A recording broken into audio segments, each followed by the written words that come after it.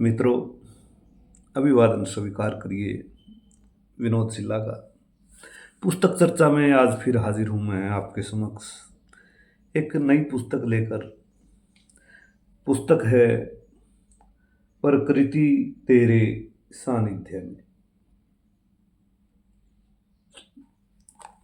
जिसकी लघु कविताकार हैं एडवोकेट नीलम नारंग जी। एडवोकेट नीलम नारंग ने अपने परिचय में बताया है कि वो हिसार में नीलम नारंग का जन्म फतेहाबाद में 21 जून 1968 को हुआ। विवाह के बाद हिसार रही और उसके बाद हाल फिलहाल ग्रेटर मोहाली पंजाब में रह रही हैं। इनकी, जैसा कि टाइटल पेज में आपको दिखाई दिया, पुस्तक का टाइटल प्रकृति तेरे सानिध्य में, टाइटल पेज में प्राकृतिक दृश्य, ठीक वैसी ही प्राकृतिक आभा से ओतप्रोत है ये पुस्तक। इसकी कविताएं भी प्रकृति के विभिन्न अवयवों को लेकर लिखी गई हैं, प्रकृति पर आधारित हैं। इस संग्रह की तमाम लघु कविताएं। प्रकाशन है सोपीजन। पुस्तक का मूल्य है 310 रुपये। पृष्ठ हैं 115 और इन 115 पृष्ठों में 100 लघु कविताएं समाहित हैं। इन्होंने इस संग्रह का 8 लघु अध्यायों में विभाजित किया है। पक्षी, फूल, पेड़ और पौधे, मिट्टी और धरती, नदियाँ, समुद्र, तालाब, धुंध, धूल और आसमानी बिजली, झरना, हवा और पहाड़, सूरज, चांद और तारे, बादल, बूंद, आंधी, तूफान, सावन और त्योहार। इन लघु अध्यायों में इस संग्रह को बांटा है इन्होंने। प्रकृति के तमाम पहलुओं को इन लघु कविताओं में लघु कविताकार ने प्रस्तुत करने का प्रयास किया है। इससे पहले एडवोकेट नीलम नारंग के 5 कविता संग्रह प्रकाशित हो चुके हैं, जिनमें ये लघु कविता संग्रह, छठी पुस्तक है इनकी। इन 5 में इनका एक पंजाबी कविता संग्रह भी प्रकाशित हुआ है। इन 5 में इनका एक इससे पूर्व भी लघु कविता संग्रह प्रकाशित हुआ है, जिसका नाम है शब्दों से अटखेलियां। शब्दों से अटखेलियां करना नीलम नारंग को बहुत खूबसूरती से आता है। आइए इनकी कुछ कविताएं आपके साथ साझी करता हूं।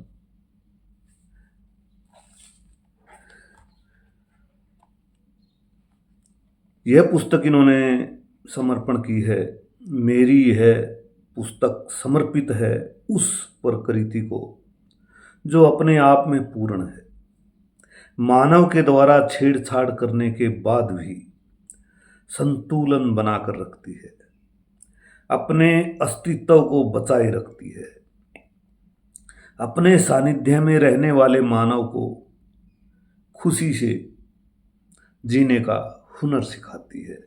नीलम नारंग प्रकृति को ही समर्पित की है इन्होंने ये पुस्तक, और प्रकृति को संपूर्ण बताया है।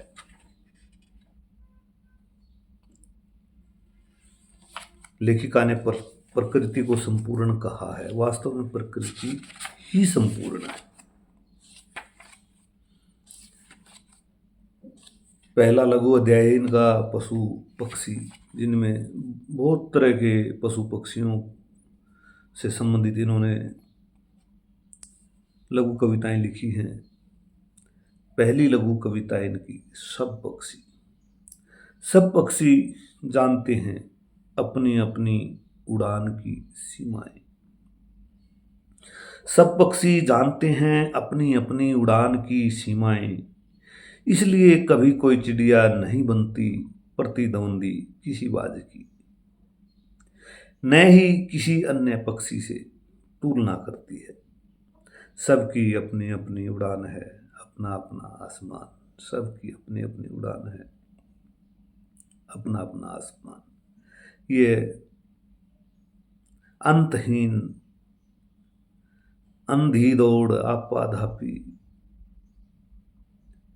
अंतहीन प्रतियोगिता प्रतिस्पर्धा, ये सिर्फ मानव के लिए है, पक्षियों के लिए नहीं। पक्षी विशुद्ध प्राकृतिक हैं, उनको क्या लेना इन बातों से।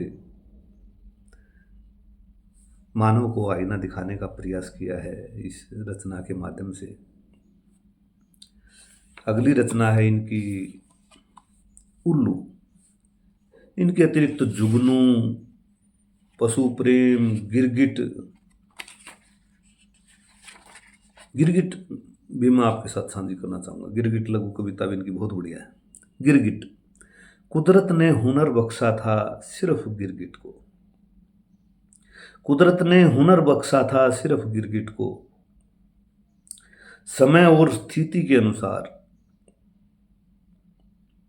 अपनी जान बचाने के लिए बदल सके अपने रंग, पर मानव ने अपने स्वार्थ के लिए अपना लिया गिरगिट का हुनर, दूसरों को नुकसान पहुंचाने के लिए, दूसरों को नुकसान पहुंचाने के लिए। इस बहुत सुंदर लघु कविता में लेखिका का मानना है कि गिरगिट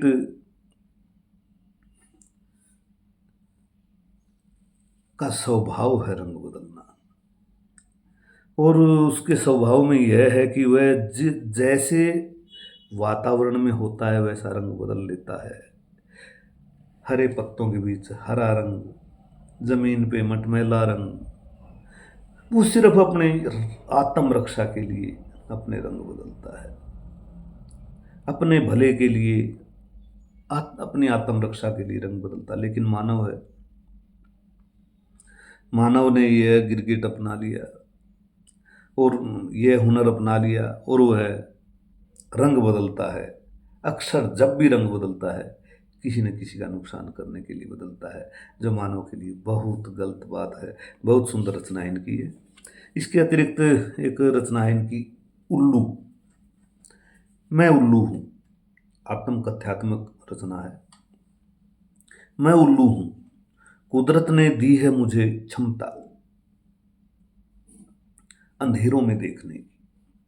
दिन के उजाले में मैं सोता हूँ, सबसे अलग बनाया है कुदरत ने मुझे, इस पर भी मैं खुश रहता हूँ। दुनिया में जाने क्या क्या मुझ में, दुनिया ने जाने क्या क्या मुझ में पाया, क्यों शुभ अशुभ के चक्कर में मुझे उलझाया, क्यों शुभ अशुभ के चक्कर में मुझे उलझाया। अन्य पक्षियों की तरह उल्लू भी एक पक्षी है। सबका अपना अपना स्वभाव होता है, सबकी अपनी अपनी प्रवृत्ति होती है, सबकी अपनी अपनी प्रकृति होती है।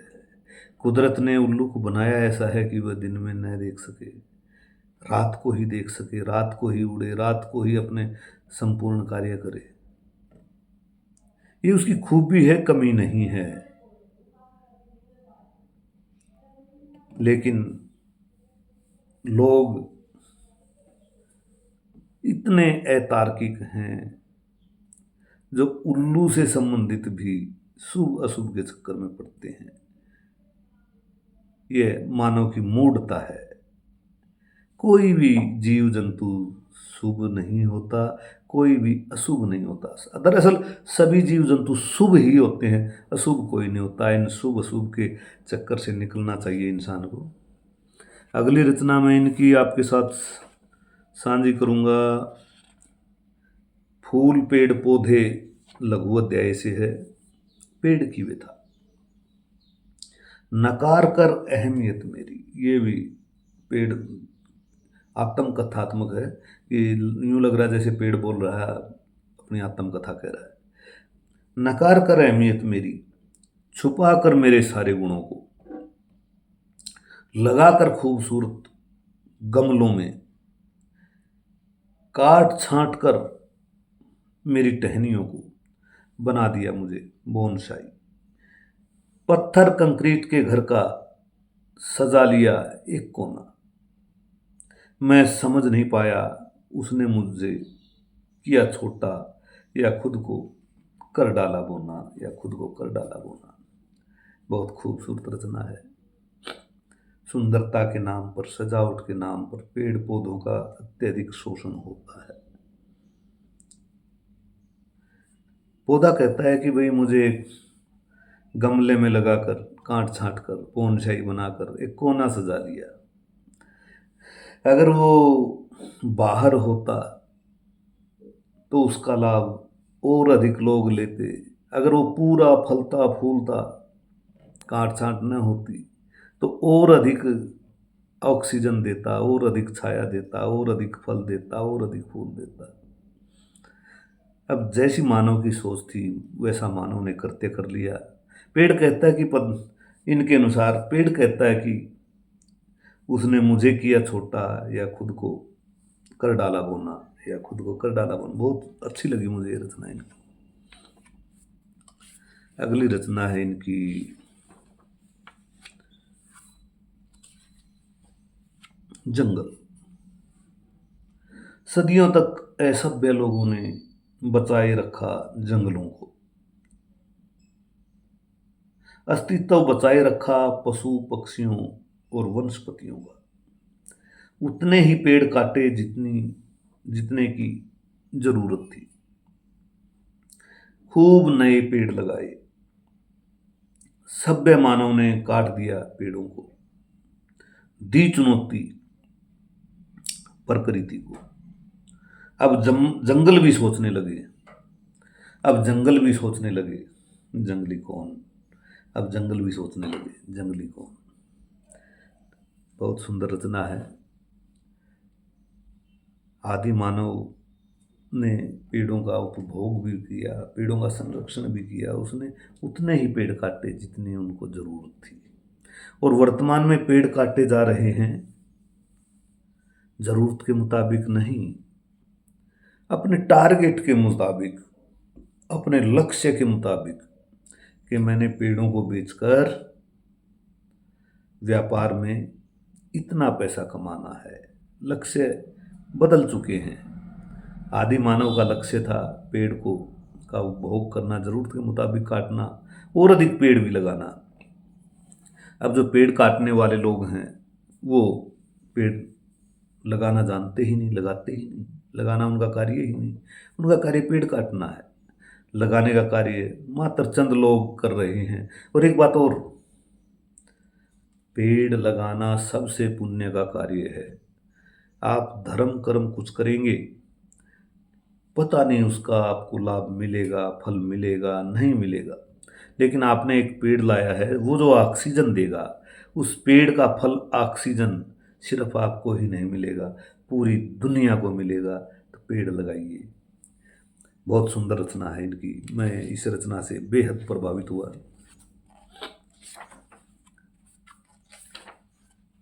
अंत नहीं।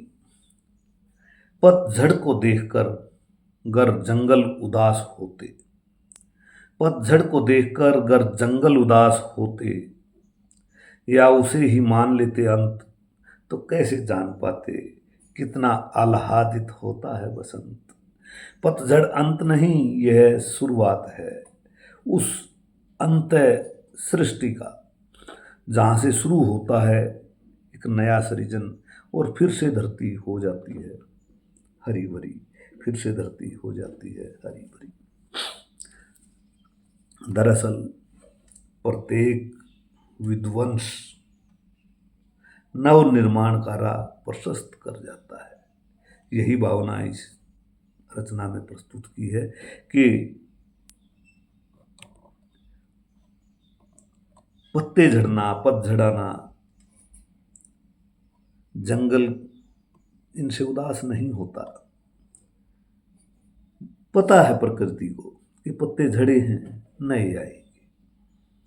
बहुत सुंदर रचना लगी मुझे कि पत्ते झड़ना, पतझड़ाना, पतझड़ में पत्ते झड़ना अंत नहीं है पेड़ का, पौधे का या पत्तों का। पत्ते नए आएंगे, बसंत भी आएगा उसके बाद। बहुत खूबसूरत। अगली रचना है इनकी घोंसला। कभी घने पेड़ की शाखों पर पक्षी बनाते थे घोंसला। कभी घने पेड़ की शाखों पर पक्षी बनाते थे घोंसला, अपने बच्चों को जन्म देने के लिए। निडर निशंक बेखौफ, अपने बच्चों को जन्म देने के लिए निडर निशंक बेखौफ मनुष्य ने काटना शुरू कर दिया पेड़ों को बेदर्दी से। बेघर हो गए पक्षी। अपनी प्रजाति का अस्तित्व बचाने के लिए घोंसला बनाते हैं एसी के ऊपर या बालकनी के पाइप में। दरअसल ज्यों ज्यों हमने विकास किया, ज्यों ज्यों हमारे मकान सुंदर होते गए, हमारी छतें कंक्रीट की होती गई, हमारी छतों से कड़ी, बरगे, फटियां, घास फूस उतरता गया, कंक्रीट चढ़ता गया, तों पक्षियों की शामत आती गई। आज सबसे अधिक परेशान पक्षी हैं और उनकी सबसे बड़ी परेशानी यही है कि कहाँ बनाए घोंसला। एसी का जो बाहर का पंखा है वो ग्लोबल वार्मिंग बढ़ा रहा है।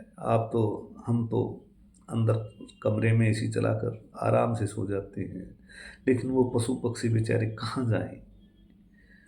उसी गर्मी में वो अपना जीवन यापन कर रहे हैं, करना पड़ रहा है।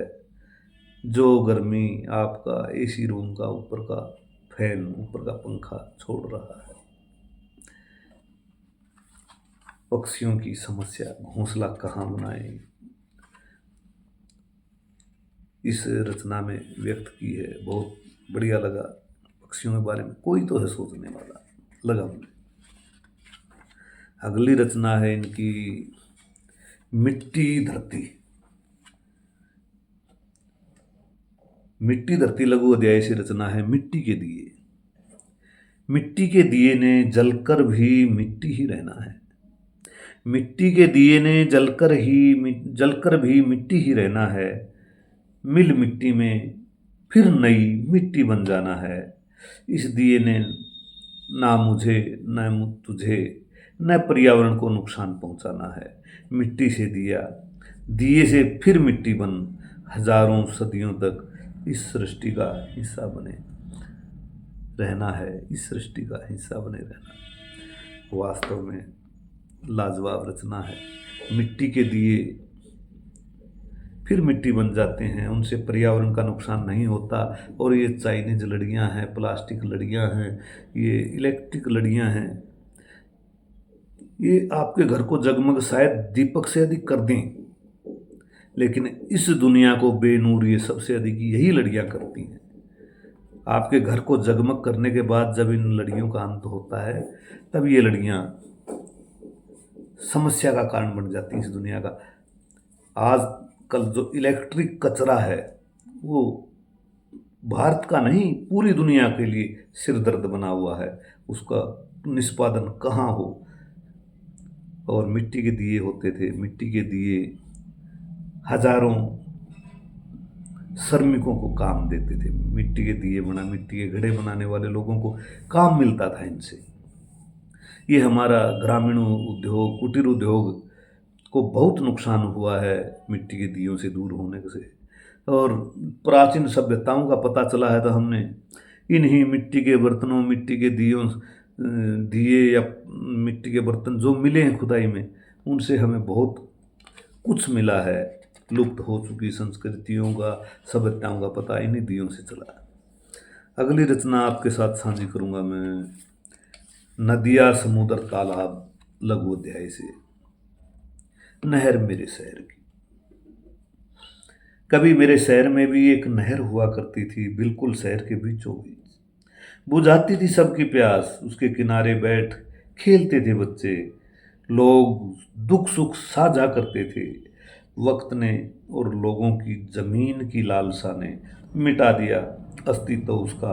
अब मेरे शहर के लोग तरसते हैं पानी, पीने के पानी को, तरसते हैं पीने के पानी को।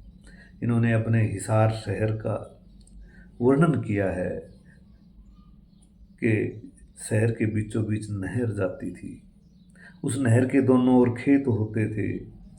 हमारी अधिक लाभ कमाने की लालसा ने, जमीन से अधिक लाभ कमाने की लालसा ने उन खेतों को प्लाटों में बदल दिया, प्लाटों को मकानों में बदल दिया। पैसा हमने कमा लिया, लेकिन गवा हमने बहुत कुछ दिया।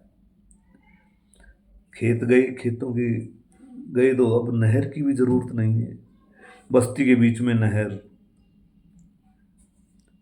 अब नहर को भी इधर उधर करना पड़ा,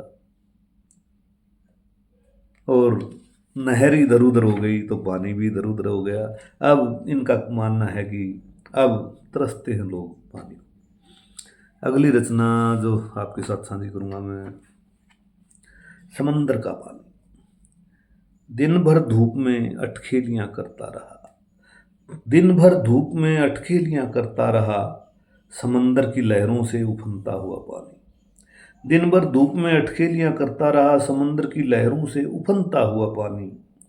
रात को चांद की मध्यम सी रोशनी में, रात को चांद की मध्यम सी रोशनी में किसकी याद में दिखा खोया हुआ, उदासी में डूबा हुआ, शांत ठहरा सा पानी, शांत ठहरा सा पानी। समुद्र को लेकर, समुद्र की लहरों को लेकर, और रात की चांदनी में जो इन्होंने दृश्य समुद्र के किनारे देखा, उसको अपनी कविता में, अपने भावों को अपनी कविता में समुद्र के माध्यम से अभिव्यक्त करना किया है। अगली रचना है इनकी, धुंध। यह है धुंध, धूल, आसमानी बिजली, लघु अध्याय से। धुंध, धूप, छांव, ओस, बादल, बरसात, सबकी है अपनी अपनी अहमियत। लोगों के जीवन में भी, पेड़ पौधे वनस्पति के लिए भी उसी तरह धुंध भी बहुत जरूरी है, देती है अहम योगदान। गेहूं की बाली में पकते हैं दाने तभी जब तेज धुंध पड़ती है, धुंध नहीं होगी तो दाने नहीं पकेंगे। प्रकृति का कोई भी अवयव बेवजह नहीं है, कोई ना कोई सरोकार है उसका। धुंध का अपना सरोकार है, सर्दी का अपना सरोकार है, गर्मी का अपना सरोकार है, शीतलहर का अपना सरोकार है, लू का अपना सरोकार है। तो कोई ना कोई कारण होता है धुंध का। हम धुंध को बेवजह कोसने लगते हैं, हालांकि धुंध से नुकसान भी होते हैं, ट्रैफिक जाम भी होते हैं, धुंध से एक्सीडेंट भी हो जाते हैं, दर्दनाक हादसे भी हो जाते हैं, लेकिन फिर भी धुंध जरूरी है। अगर धुंध नहीं होगी तो खेतों में गेहूं नहीं पकेंगे, गेहूं की बाली में दाने नहीं पकेंगे, और गेहूं नहीं पके तो हमारी थाली तक रोटी नहीं आ पाएगी। बहुत सुंदर वर्णन किया है धुंध लघु कविता में। अगली रचना इनकी, पहाड़ों के बीच, लघु अध्याय है इनका ये।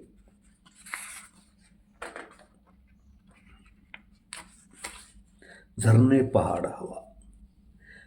पहाड़ों की ओर जाते हुए रास्ते में दिखाई देता है जो जंगल, पहाड़ों की ओर जाते हुए रास्ते में दिखाई देता है जो जंगल। जब रात को पार करते हैं इस जंगल को तो ऐसे लगता है जुगनुओं की बारात आ रही हो, झिंगुर खुशी के गीत गा रहे हों। अकेला चलता हुआ राही भी झूमने लगता है गीतों पर और मुस्कुरा उठता है बरबस ही मुस्कुरा उठता है, बरबस ही। पहाड़ों की ओर जाते रास्तों का चर्चा किया है लेखिका ने, और कहा है कि इन पहाड़ी रास्तों में, जंगल बियाबान में जुगनुओं की बारात विचरण कर रही है।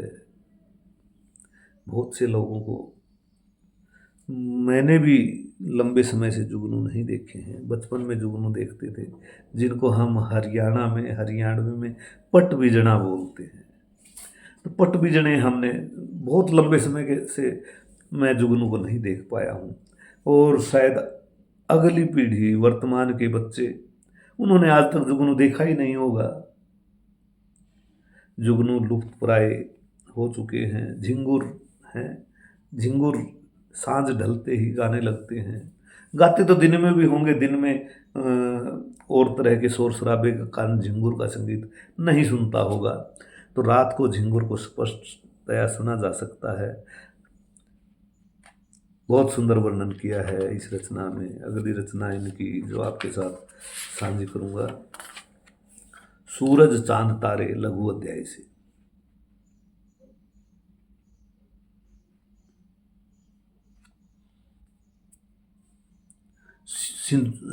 कविता का शीर्षक है सूर्यास्त।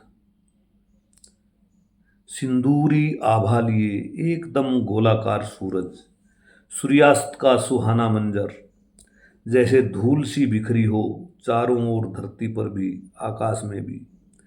गर्मियों में तपन को कम करता, सर्दियों में ठिठुरन लिए हुए कितना अच्छा लगता है। धीरे धीरे क्षितिज में विलीन होता, धीरे धीरे क्षितिज में विलीन होता। सूर्यास्त का सुंदर चित्रण किया है इस रचना के माध्यम से। अगली रचना जो आपके साथ साझी करूंगा मैं, बादल बूंद आंधी तूफान से, और रचना का शीर्षक है ओस की बूंद। बादलों की गोद से फिसलकर आसमान से गिरती पानी की हर बूंद का अपना वजूद होता है। गिरकर पौधे पर जम जाती है ओस बनकर, कोई गिरती है बहते हुए पानी में, बन जाती है दरिया का हिस्सा। कोई गिरती है सीप के मुंह में, कीमती मोती बन जाती है, कीमती मोती बन जाती है। बिल्कुल जैसी संगत वैसी रंगत। ओस अगर पौधे के पत्ते पर गिर जाए तो वहां पर बहुत देखने में पौधे की, पत्ते की और दृश्य की शोभा बढ़ा देती है, सौंदर्य में चार चांद लगा देती है। और वही ओस की बूंद गिर जाती है दरिया में, तो दरिया की सोबत में जाकर दरिया बन जाती है, नदी बन जाती है। और वही ओस की बूंद सीप के मुंह में चली जाती है तो कीमती मोती बन जाती है। अगली रचना आपके साथ साझी करूंगा, रंग बिरंगे बादल।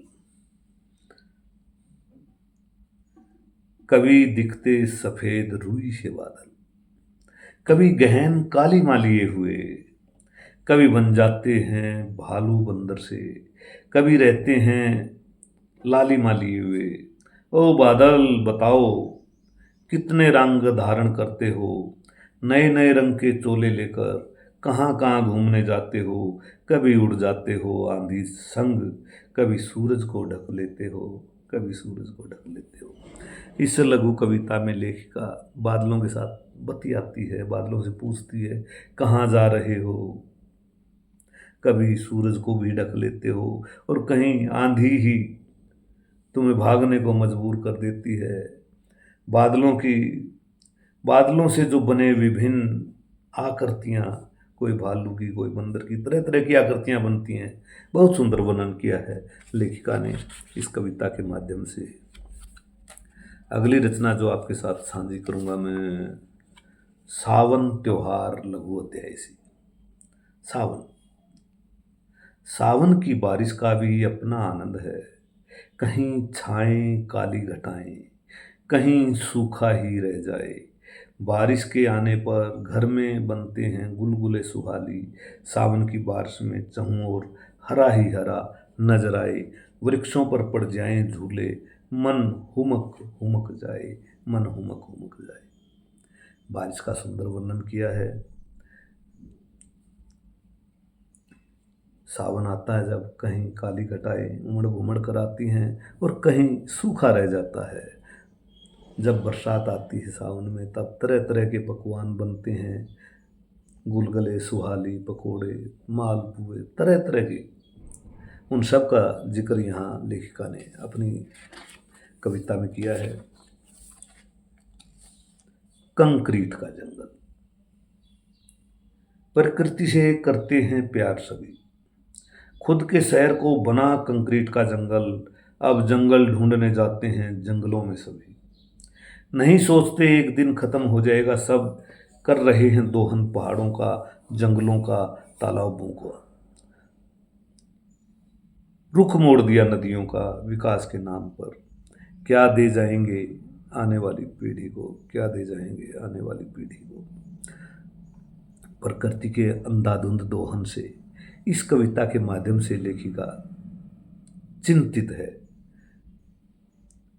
प्रकृति को संरक्षण की जरूरत, जो हमें संरक्षण देती है उसे भी संरक्षण की जरूरत है। बहुत सुंदर रचना लिखी इन्होंने। कंक्रीट का जंगल, वास्तव में कंक्रीट का जंगल बढ़ता जा रहा है और वास्तविक जंगल घटता जा रहा है।